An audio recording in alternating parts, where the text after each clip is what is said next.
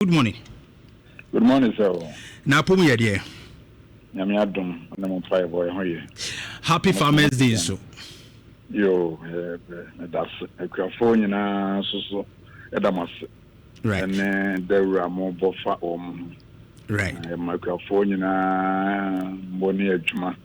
Mo yiko nti ene yete baabi. Ankwa ama nyina yebuada. Akwafo nyina chimko mo yiko. Right. Honorable, me just want to you queer. Maybe. Wow. Media queer na maya. Oh, sir, odo dey. Me queer ni, me papa ye queer ni, me asuma ye queer. O level me ye agriculture, A level me agriculture. Oh, anyone first degree me agriculture, me second degree me agriculture, me PhD me agriculture. Media agri Canada. No, my age my cocoa board so over 33 years. Wow. And my life in agriculture. My year was a minim dot, minim cocoa, minim brew, minim hata, bibia. Wow. Honorable, dear now, dear Ankasa now, do cocoa nkwana. So said me dog cocoa kakra. Me wo a beso so kakra. And me fish so kakra. Wow. Na Obenya best farmer no. Yeah, bumpy be very fine. Honorable Dr. Isaac ya Opoku na mene twetwe nkobo. Honorable yem hwe akuayo ho nsem no. Ghana ye chimremu akoye akuayo nanso de bia afi bia no. Ye assessment boom composure ye chi ne ye hwe ye performance egu akuayo mu a. Na say ase ye nhye da nkoye nimu yie. Enso ye nyen hyehyɛ bia ase ede anim kro no ebeba kese. Mo na mo wom na hye bedwam. Yakɔ homa sika eni sikasɛm ho nhyehyɛ ya ye di pia akuayo no. Honorable etesɛn enye kra ahu sɛ Africa ehun sɛ ade a ɛha yɛ baako paa ne kom hunger so nti omo wɔ agreement bi Malabo agreement ya Ghana ya sign ɛna wa sign onto the agreement biara no you are required to commit at least 10% of the national budget into the agricultural sector. At least 10%. And so Ghana, you sign onto the agreement, you know, what we are committing is less than 1%. What we are committing is less than 1%. And will you believe, say 2025, you allocated 2.9 billion at the end of September, third quarter. Nani aye release yama ministry ni nyina 16%. Ye release yama ministry ni nyina 16% at the end of the third quarter. Quarter 1, quarter 2, quarter 3. Aka 1 quarter pen. Ye release 60.67% pe. No. Ote compensation ye di tia adwuma ye foka efiri mu a. Say na aka ye di adwuma. And this autis you see aduane abuso a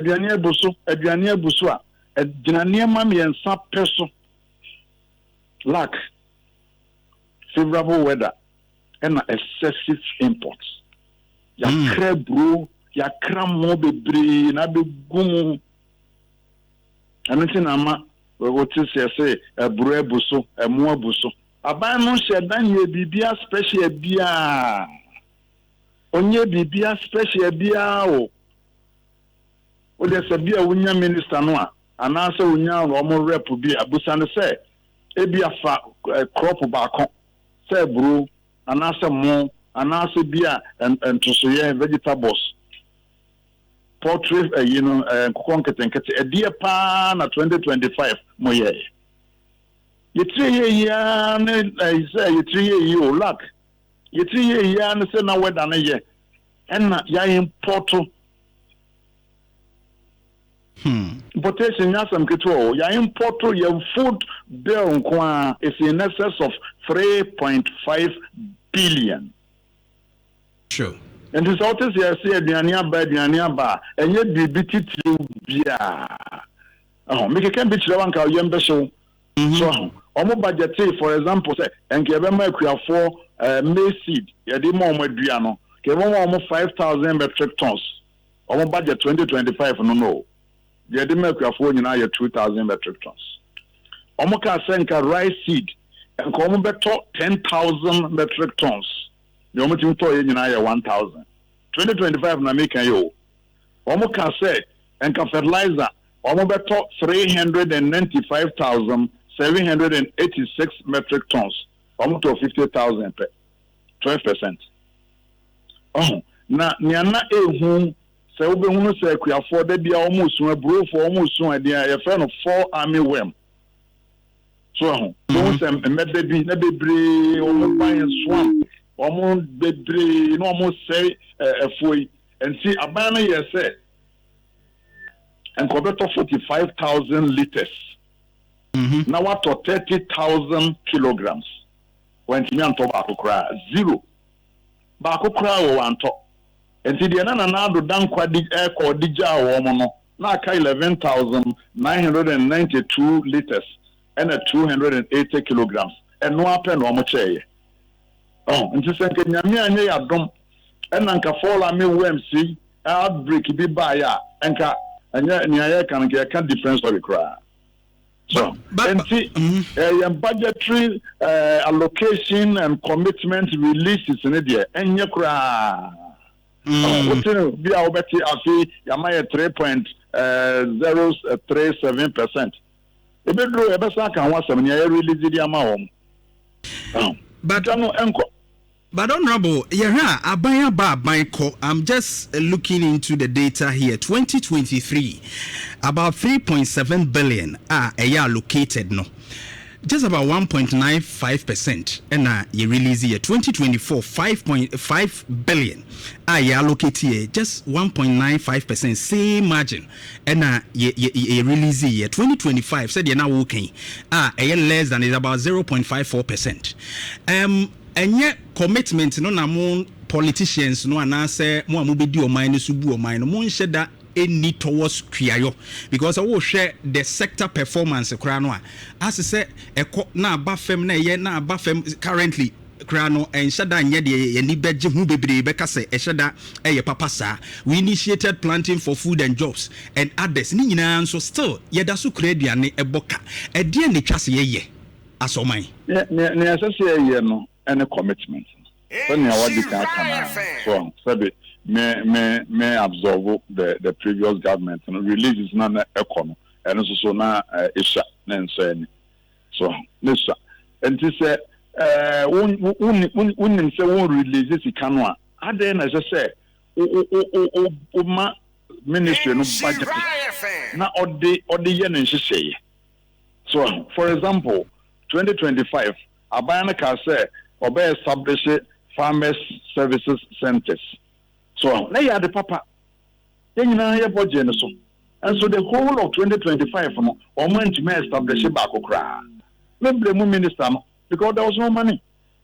Oh, this year or my sign at the Ashim so establish centers no 50 districts. Oh, and kaya the papa. Now so the only idea, yeah, paragraph 954. Neshe near also better. Combined harvester, you better 50 per. Not just a district be able to back up. Nhyira FM, more bro, and answer more, no more cause, more machine, the acquire, more harvesting. Kesme for so far, on Benyabi, by a back up.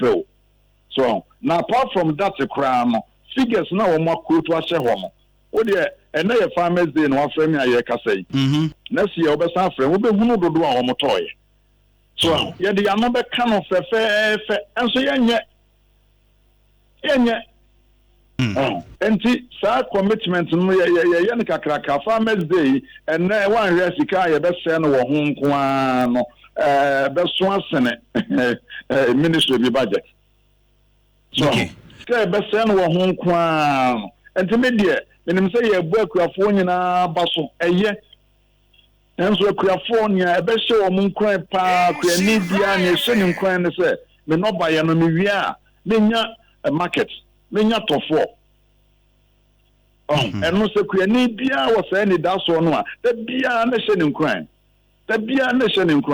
eno na ma koko industry no etumi pagya ye ne fi se minim se dodo a menya bia no aban beto right so na we dey say emo abu ani asa kra bebre abegu mu enti se me da na me yam hyehye me sure so yama buffer stock 100 million no one sha we commercial farmers pa be say 20 ya ombe jiske ni nyina so say 100 million ni nyina ko scan bi way na no minister ka say president asama no 200 million and so ba parliament aye bisa no committee ni bisa no waso wa fe ni ye ho adwuma so na nia ye betumi amakuafo anya ani daso ni ahotoso ene say anka ye be process sa na yemen so until the processing na you know what the tomato factory ya CBSC akomadan ene ne importamo